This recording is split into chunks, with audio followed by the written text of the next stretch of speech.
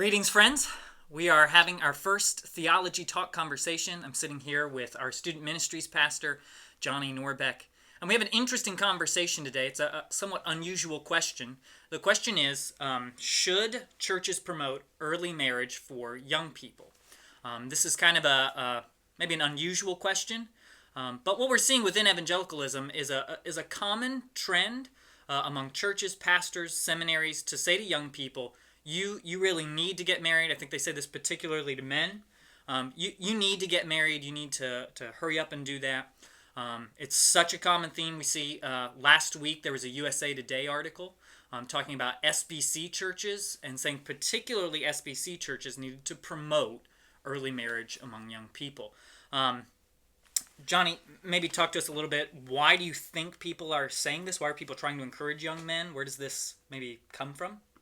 I think there's probably a couple of factors here. One, I think that it's apparent that we're losing the war on same-sex marriage. Same-sex marriage is the support is increasing and it's growing more. It's gaining more popularity, and so I think there's some angst over that, and rightfully so. Sure. We should feel some angst over that. But I think another thing is I think sometimes the church doesn't know what to do with people who are single. The church is so family driven, and the family's a great thing. Sure. I'm not trying to belittle that or say the church, shouldn't, love the families and minister to families. But when it comes to high school students and college students who are single, it's okay. But when you start getting into the late 20s, early 30s, and even older, excuse me, a lot of churches don't really know what to do with people that age who are single. Yeah. I can remember when I was growing up, my church had a singles ministry. And that can be even a little awkward too. I'm not even suggesting churches should do that. Because then it's kind of like you're making a spectacle of them. But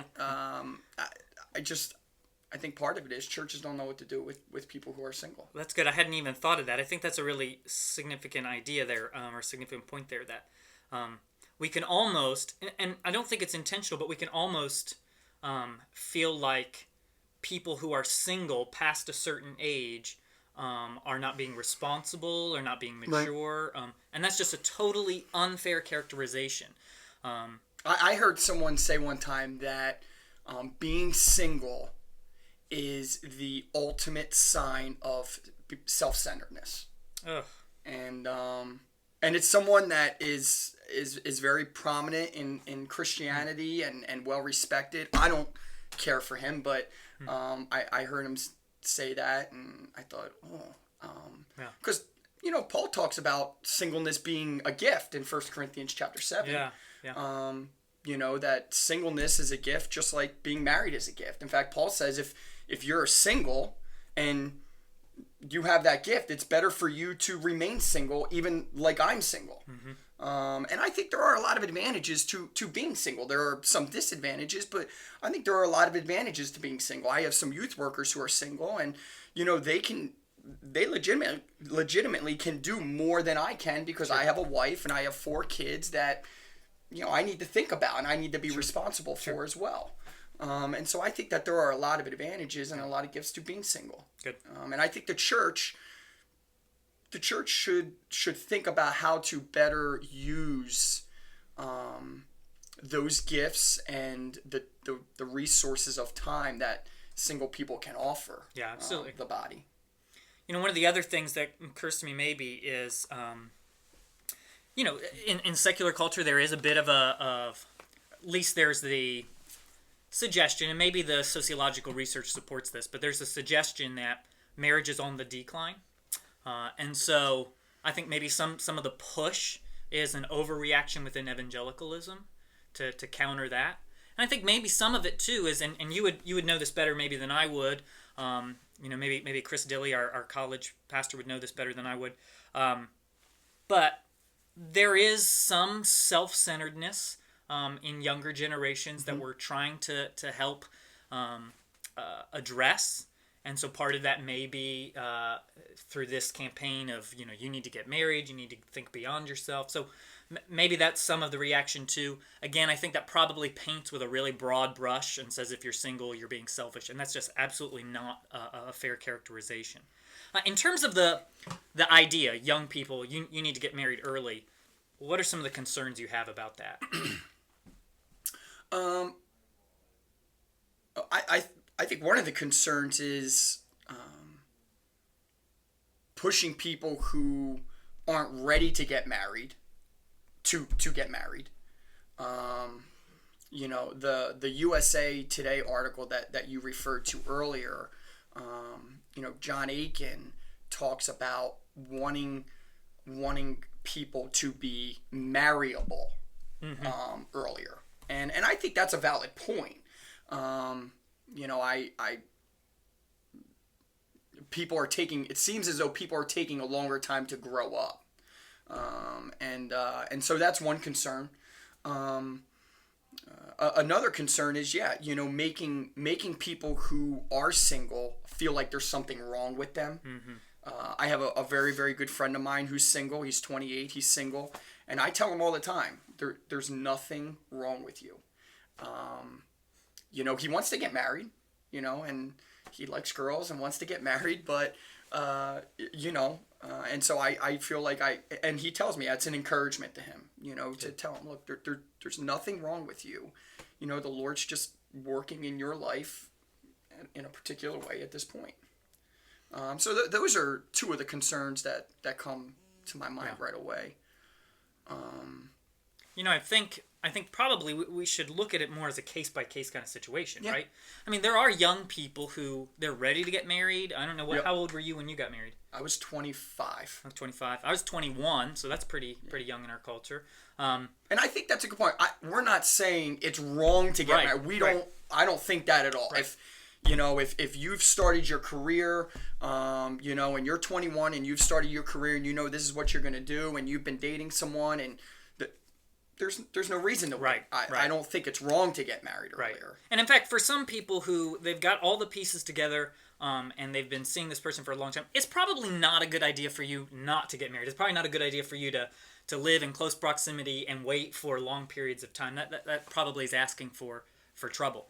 But that is to say, there are some people who should get married when they're ready at a young age, but that's not an across-the-board reality. Right. And there are a lot of people for whom they need some more time growing, maturing, working through details of their life.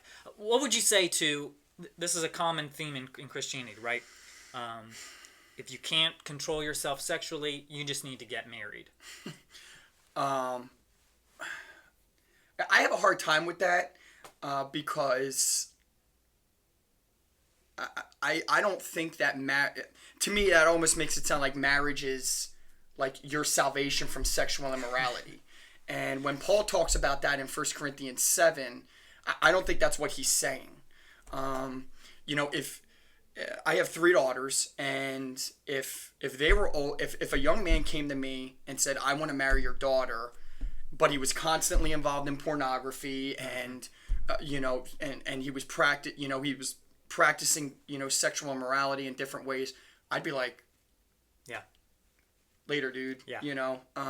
Because marriage isn't going to fix that. Right. I mean, someone told me one time when I was engaged to Robin, he said, just because you see one woman naked it's not going to take away the desire to see other women naked, and so, and I think that's a valid point. Sexual immorality, that's an issue of the heart. Yeah. And marriage isn't going to change your heart. Right. And so I think in 1 Corinthians chapter 7, what Paul is doing there is, I think he is drawing a distinction between the gift of singleness and the gift of marriage. Yeah. You have the gift of celibacy, or you have the gift, or you have these sexual desires. Yeah. And so I think there are some heart issues that you need to work on. Yeah. If that's the case. Yeah. Well said. And I think, there's, we talked about this, yesterday, I think, when we were planning for this conversation. We were looking at some different resources, and one of the things I know Calvin says in his commentary on this passage is, when there's a difference between burning with passion, as Paul says in 1 Corinthians 7 there, and feeling a little heat. And we shouldn't be dramatic. Let's not assume that because you have sexual desires, you're burning with passion and you have to get married right away to somebody. Right. The other reality is, if you are experiencing sexual desires, which is a normal, right, healthy thing for you to experience, right. But you have nobody in your life that you've got a relationship with, marriage is not an option for you. I mean, so there are other things you have to do, and there are other ways that you have to wrestle with that. And the Lord still calls you to obey. Right. Absolutely. Right? That's right. The Lord is, that language of burning with passion, some people think that means they either have to sin or get married. Right. But that's not what Paul's saying there. Right. The Lord does not put you in a situation where your only options are sin or get married. Right. The Lord's not going to do that. And Paul even talks about that in 1 Corinthians, right? The Lord's not going to put you in that kind of a situation, but he's always going to provide a way of escape. So these are some important things to continue to think through, continue to discuss and wrestle with. I think we want to again say, if you feel like you're in the place where marriage is the right, proper course of action, seek the counsel of your pastors, seek the counsel of your parents, and pursue that. But maybe across the board, encouraging young people to get married. Yeah, for the church to push it. Yeah.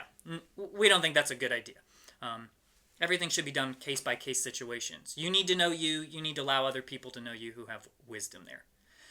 Johnny, thanks for joining me. We've had a lot of fun on this conversation. I hope you'll listen in, and I hope you'll submit more questions and express some more interest in how the concepts of theology and the concepts of the scriptures interact with our lives. So thanks for joining us. We'll talk with you.